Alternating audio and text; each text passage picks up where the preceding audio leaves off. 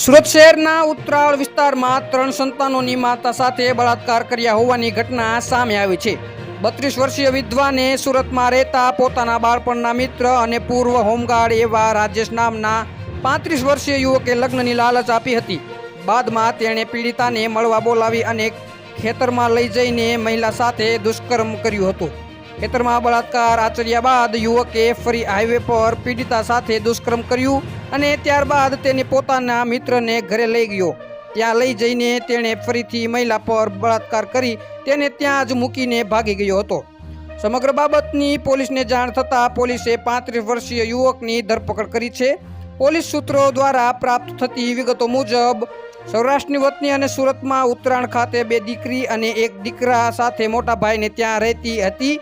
હાલ પીડિતા માસીના ઘરે રહેતી 32 વર્ષીય રીમાના લગ્ન 15 વર્ષીય પહેલા થયા હતા।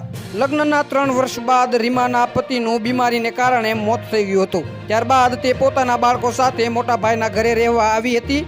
ઘરેથી ખરીદી કરવા જતી હતી ત્યારે તેને બાળપણમાં બીજા ધોરણમાં તેની સાથે ભણતો રાજેશ પટેલ સાથે મુલાકાત થઈ હતી। હાલ માટે આટલું જ, મળીશું નવી અપડેટ સાથે। જો તમને મારા વિડીયો પસંદ આવતા હોય તો વિડીયોને લાઈક કરી દો, ચેનલને સબસ્ક્રાઇબ કરી બાજુમાં આપેલ બેલ આઇકનને દબાવી દો, જેથી જ આવા જ સમાચારની અપડેટ આપને મળતી રહે।